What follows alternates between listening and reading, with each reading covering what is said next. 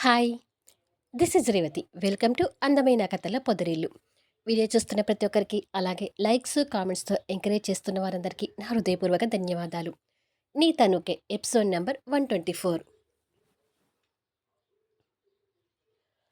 మైథిలి దగ్గర నుండి వచ్చిన కళ్యాణ్ డాక్టర్‌కి ఎదురుగా కూర్చొని ఉంటాడు. మైథిలి మిమ్మల్ని గుర్తుపట్టి బావా అని పిలవడం ఒక మిరాకిల్ లాగానే ఉంది కళ్యాణ్ గారు. ఇది ఓ రకంగా మంచి విషయమే అనుకోవాలి అని అంటాడు డాక్టర్. కళ్యాణ్ బాధపడుతూ, మైథిలిని ఇలా చూసి తట్టుకోలేకపోతున్నాను డాక్టర్. తను ఎలాగైనా మామూలు మనిషి కావాలి. ఎంత డబ్బు ఖర్చయినా పర్వాలేదు. ట్రీట్మెంట్ ఎక్కడైనా, ఏ దేశంలో ఉన్నా సరే, నేను మైథిలిని తీసుకొని ఎంత దూరం వెళ్ళటానికైనా సిద్ధంగా ఉన్నాను. చెప్పండి డాక్టర్, తను మళ్ళీ మామూలు మనిషి అవుతుందా అని అడుగుతాడు. లేదు కళ్యాణ్ గారు, మీరు ఎంత డబ్బు ఖర్చు పెట్టినా, ఎక్కడికి తీసుకెళ్ళినా, తన హెల్త్ కండిషన్ బట్టి తను మామూలు మనిషి అయ్యే ఛాన్సెస్ కనిపించడం లేదు అంటాడు డాక్టర్, మైథిలి రిపోర్ట్స్ ఎదురుగా పెట్టుకొని చూస్తూ. అది విని కళ్యాణ్ ఇంకా బాధపడుతూ, అదేంటి డాక్టర్, ట్రీట్మెంట్ ద్వారా తనకు క్యూర్ అయ్యే పరిస్థితి లేదా అని అడుగుతాడు. తన తలకు తగిలిన బలమైన గాయం వల్ల తను మతిస్థిమితం కోల్పోయి హెల్త్ కండిషన్ బాగా దెబ్బతిన్నది.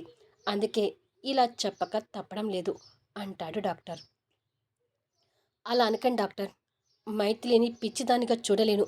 తను ఎలాగైనా మామూలు మనిషి కావాలి అంటూ కళ్యాణ్ డాక్టర్ చేతులు పట్టుకొని రిక్వెస్ట్ చేస్తుంటాడు. మీ బాధ నాకు అర్థమవుతుంది కళ్యాణ్ గారు. ట్రీట్మెంట్ ద్వారా తను నార్మల్ కాదు కానీ చిన్న హోప్ అయితే పెట్టుకోండి.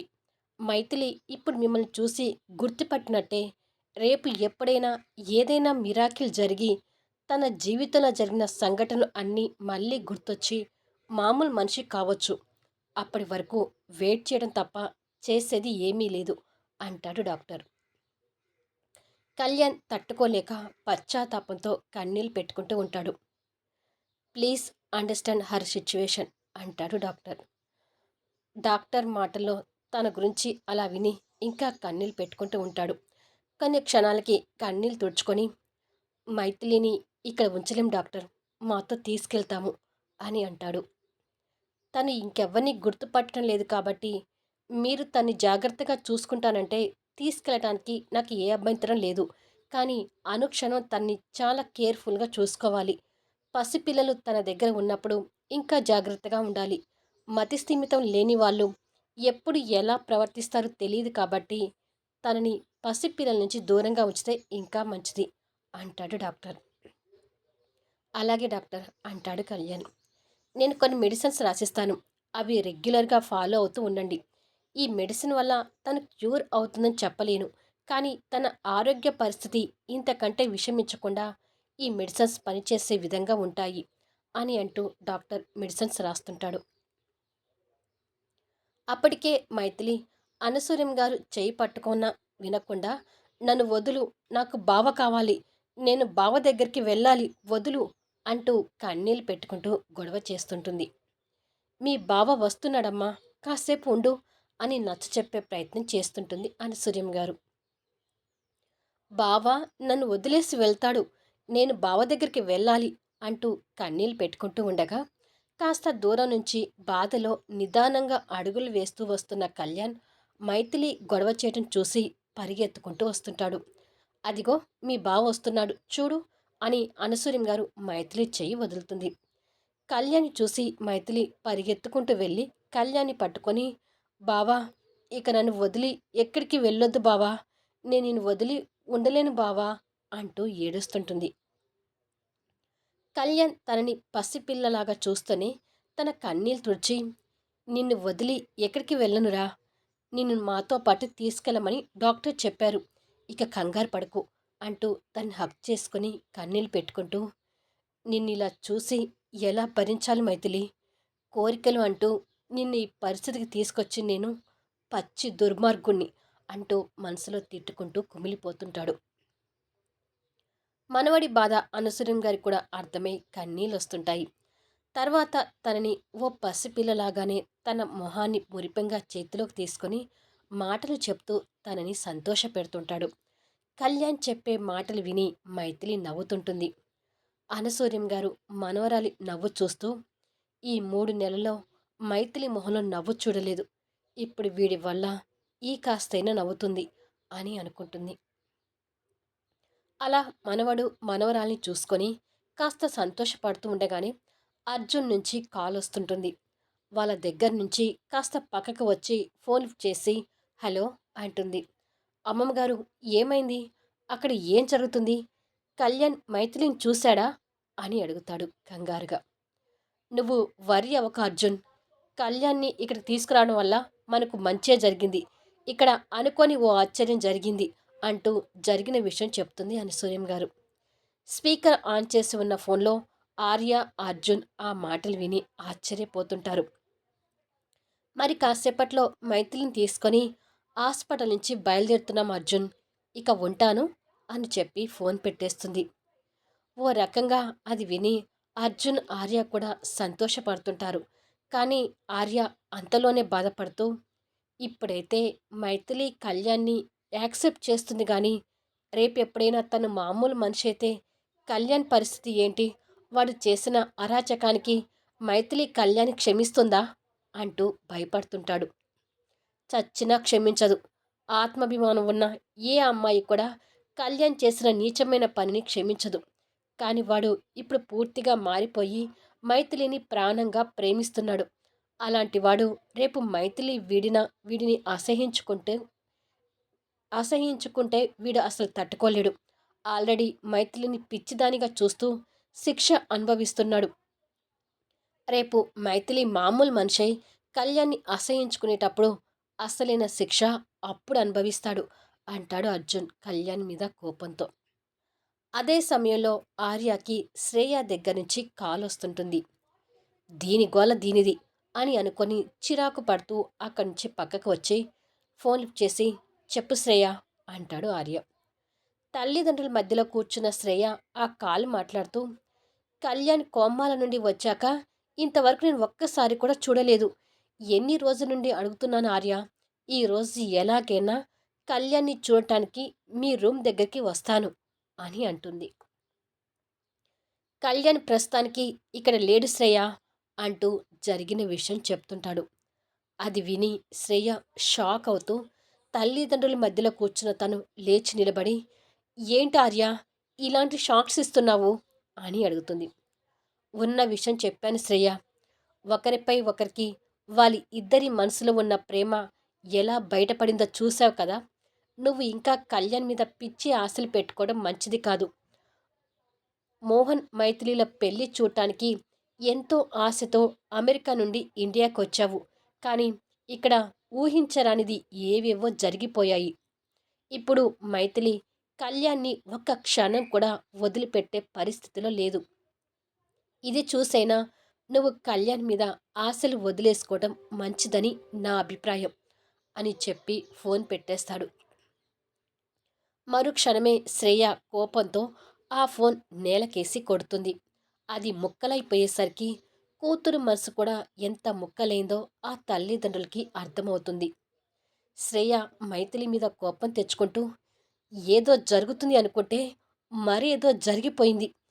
పిచ్చి పట్టిన మైథిలిని కళ్యాణ్ వదిలేస్తాడని పిచ్చిగా ఆశలు పెట్టుకున్నాను.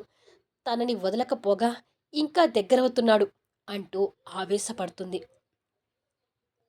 అంత వరి అవ్వకు బేబీ. మనకి మోహన్ ఉన్నాడు కదా. ఈ న్యూస్ మోహన్కి చేరవేస్తే అతనే చూసుకుంటాడు అని అంటాడు శ్రేయ తండ్రి ధర్మారావు. వాళ్ళు ఎవరూ ఇక్కడ లేరండి. మైథిలి త్వరగా కోలుకోవాలని ఆ దేవుణ్ణి కోరడానికి అందరూ కట్టకట్టుకొని తిరుపతి వెళ్ళారు. బహుశా రేపు సాయంత్రానికి రావచ్చు అని అంటుంది శ్రేయ తల్లి. రేపు ఎలాగో వస్తారు కదమ్మా. మోహన్ అస్త్రాన్ని ఉపయోగించి కళ్యాణ్ని మైథిలిని విడగొడతాను అని పన్నాగాలు పన్నుతుంటుంది శ్రేయ. కళ్యాణ్ హాస్పిటల్ నుంచి వస్తూ కార్ డ్రైవ్ చేస్తుంటే మైథిలి కళ్యాణ్ భుజం మీద వాలి పడుకొని, నన్ను ఎక్కడికి తీసుకెళ్తున్నావు బావా అని అడుగుతుంది. ఐశ్వర్య నిలయానికి వెళ్తున్నాం మైథిలి అని అంటాడు కళ్యాణ్. ఐశ్వర్య నిలయం అంటే ఏంటి బావా అని అడుగుతుంది అమాయకంగా చూస్తూ. తన పరిస్థితికి కళ్యాణ్ బాధపడుతూనే, ఐశ్వర్య నిలయం అంటే నీ ప్యాలెస్ అని అంటాడు డ్రైవ్ చేస్తూ. అబ్బా బావా, నా పేరు మైథిలి కాదని చెప్పాను కదా, ఎనిమి, నన్ను ఎనిమి అని పిలువు అంటూ అమాయకంగా చెప్తుంటుంది. మైథిలి అమాయకమైన పిచ్చి మాటలకు వెనక సీట్లో కూర్చున్న అనసూయం గారు కన్నీళ్లు పెట్టుకుంటూ ఉండగా ఐశ్వర్య నిలయం ముందు కారు ఆగుతుంది. కళ్యాణ్ ఐశ్వర్య నిలయం ముందు కారు ఆపగానే గేటు దగ్గర ఉన్న సెక్యూరిటీ వచ్చి అనసూయం గారి వైపున ఉన్న కార్ డోర్ తీస్తాడు. కళ్యాణ్ అనసూయం గారు కారు దిగుతారు కానీ మైథిలి మాత్రం అలాగే కూర్చొని ఆ ఐశ్వర్య నిలయం వైపు పిచ్చి చూపులు చూస్తుంటుంది.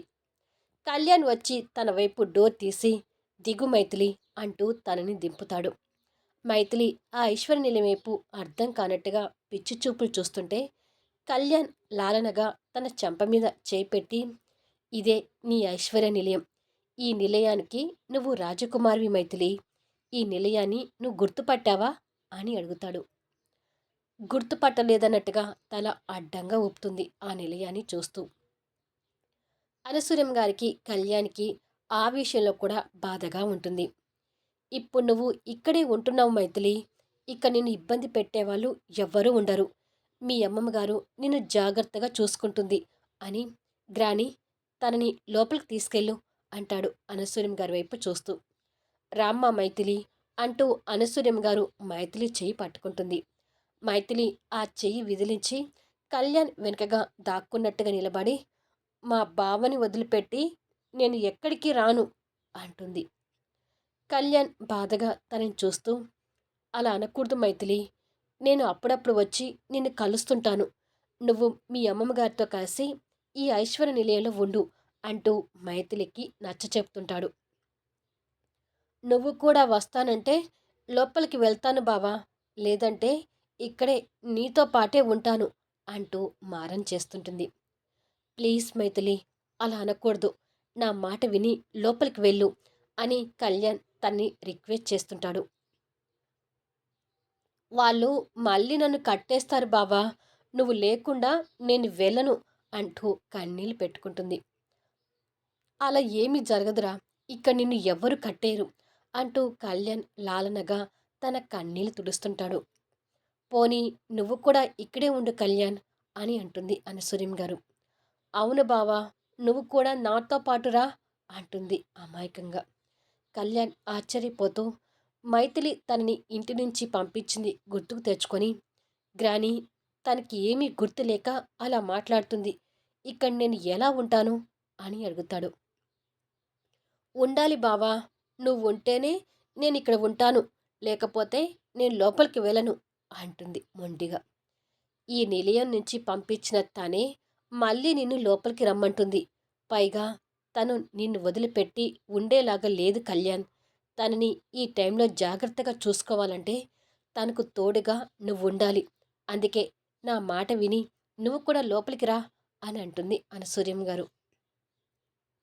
అవును బావా, వెళ్దాం రా అంటూ మైథిలి కళ్యాణ్ చేయి పట్టుకొని లోపలికి తీసుకెళ్తుంటుంది. కళ్యాణ్కి లోపలికి వెళ్ళటానికి ఇబ్బందిగా ఉన్నా మైథిలి బలవంతాన వెళ్ళక తప్పడం లేదు అన్నట్టుగా వెళ్తుంటాడు.